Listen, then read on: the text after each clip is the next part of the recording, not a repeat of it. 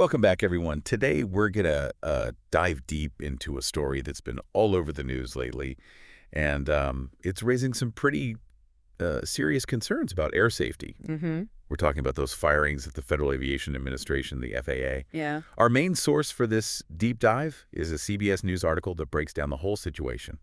So what makes this deep dive, particularly interesting, I think, for our listeners is that we're going to try to unpack what is a very complex and, frankly, kind of a scary situation. Yeah, absolutely. One that have real potential implications for, all of us who fly. Definitely. And the timing of it all just adds another layer of, concern, I guess you could say. Right. This all comes just weeks after that horrible midair collision in D.C. back on January 29th. Right. A U.S. Army helicopter and an American Airlines jet. Yeah. Just a terrible tragedy.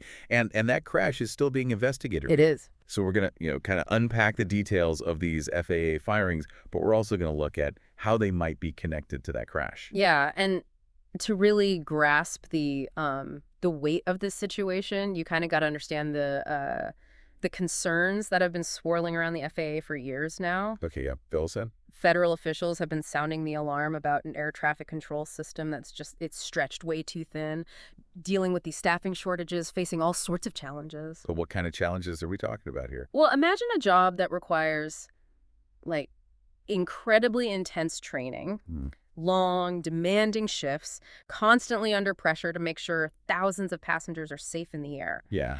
Then on top of all that, you've got non-competitive pay and these mandatory retirement policies. Okay. Yeah, I mean, that doesn't exactly sound like the best way to attract and keep talented people. It's not. Yeah. And these staff shortages have real-world consequences. Right. Like, in that January 29th collision, one controller was actually handling both commercial airline traffic and helicopter traffic at Reagan National. Wow.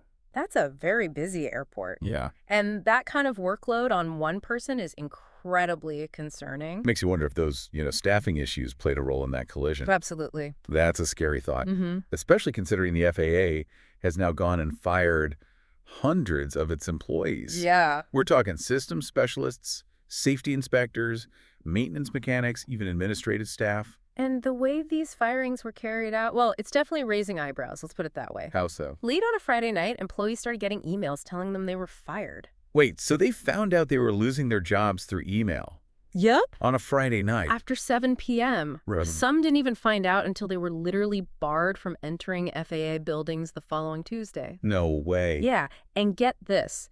The emails weren't even sent from an official government address. So it's weird. They came from an, quote, exec order Microsoft email address. Huh. That's strange. Yeah. It doesn't exactly make it seem like this was a, carefully thought out process. Not at all. Very transparent. No. And the unions that represent these employees, they're furious, understandably. I bet. David Sparrow, the president of the Professional Aviation Safety Specialists Union, called these firings shameful. Wow. He's arguing that these employees, many of whom have dedicated their careers to aviation safety, were let go, quote, without cause nor based on performance or conduct. So what's the official justification for the firings then? Well, if it's not about performance or conduct, what is it about? Yeah. Well, Transportation Secretary Duffy, he addressed the backlash on X, what used to be Twitter. Right. He claimed that fewer than 400 probationary employees were let go, Okay. those hired within the past year. Okay, so newer employees. And he insisted that no air traffic controllers or critical safety personnel were affected. But, even if these were, newer employees, they were still filling roles within the system, right? What kind of impact could their sudden absence have? That's a valid question, especially with all those pre-existing staffing concerns we talked about. Yeah. There's a lot of worry that these firings, regardless of who they targeted, are just going to put even more strain on a system that's already overwhelmed. Right. And then, this is where the story takes a kind of an interesting turn. One of the fired employees, a guy named Charles Spitzer Statlander, is alleging that he was targeted not for his performance, but for something else entirely. Now, this is where things get really interesting. Okay, I'm all ears. Spitzer Statlander claims he was actually fired because of his online criticism of Tesla and X. You mean the company's owned by Elon Musk? That's right. Okay, now, this is definitely piquing my curiosity. Yeah. So tell me more about this Spitzer Statlander guy. What was his role at the FAA?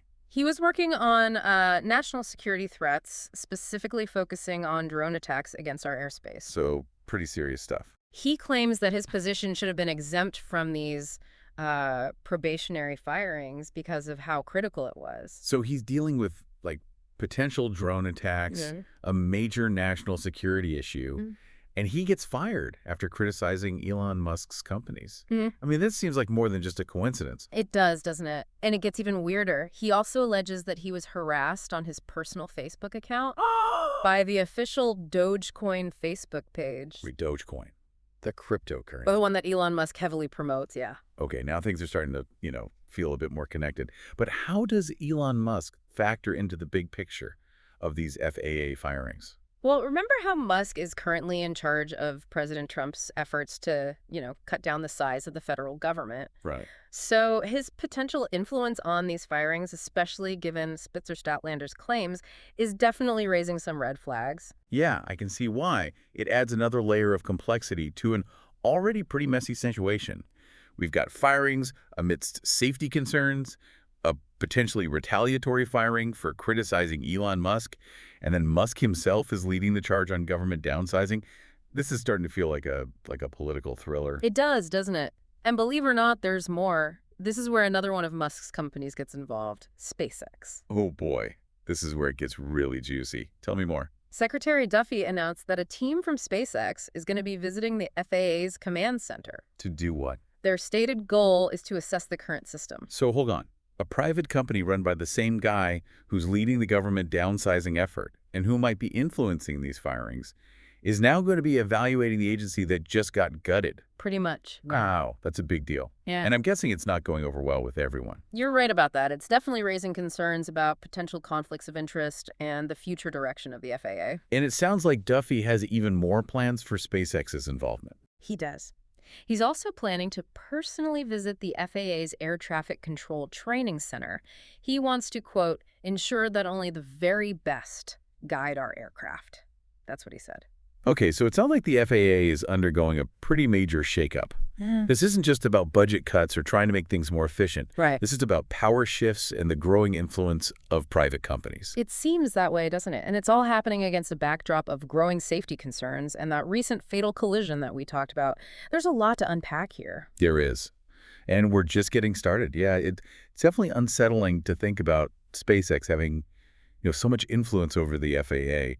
It just makes you wonder about the future of, well, the agency itself and what role private companies are going to play in keeping our skies safe. It's a really big point of contention right now. On the one hand, you've got people who are all about innovation, modernization, and they're saying that bringing in these private companies like SpaceX could really help. They could shake things up at the FAA, make it more efficient, bring in new technology. And on the other hand, Yeah. what are the arguments against it? Well, on the other hand, you have people who are very wary of privatizing something as important as public safety. Right. They're worried about, conflicts of interest, a lack of oversight and accountability, and the possibility that profits could, end up being more important than safety. Yeah, that's a scary thought. I mean, innovation is great, but not at the expense of safety. And with SpaceX now evaluating the FAA, it feels like those lines are getting blurred. They are, and that's a problem. It's really important to keep a clear separation between, the people who are setting safety standards and regulations and the people who are actually going to profit from them. Especially when it comes to air travel, Yeah. right? I mean, the stakes are incredibly high. Absolutely. But let's go back to Charles Spitzer-Statlander for a minute. Okay. His claims about being fired for criticizing Elon Musk's companies, I mean, that's really concerning. What are the implications of that? Well, if what he's saying is true, then it raises some big questions about freedom of speech, Yeah. and retaliation and the influence that powerful people can have over government agencies.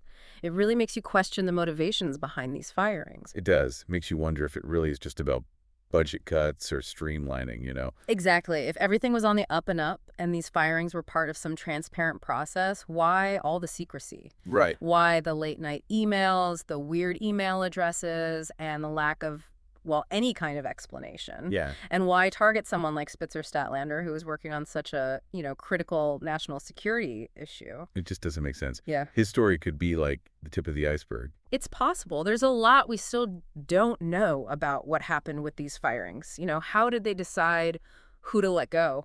What are the long-term effects going to be for the FAA and for, all of us who fly? We've talked about the staffing shortages, the potential safety issues from these firings. We've looked at the involvement of SpaceX and what Charles Spitzer Statlander is alleging. But what do you think is the most significant part of this whole story so far? For me, it's that we're seeing a bunch of really alarming trends all happening at the same time. Concerns about air safety seem to be taking a backseat to, these quick changes and this push towards privatization. There's a lack of transparency at the FAA, some questionable decision making, and we're seeing the influence of powerful people in these private companies on a government agency that's supposed to be responsible for public safety. It's like someone's trying to, completely change the face of aviation really fast without thinking about the consequences. It does seem that way, doesn't it? And it's important to remember we're still in the early stages of this story. There's a lot we don't know, and things are changing quickly. Speaking of unsettling developments, there's one more piece of this story that we haven't even touched on yet. And it sounds like something straight out as a spy movie. Oh, I'm intrigued.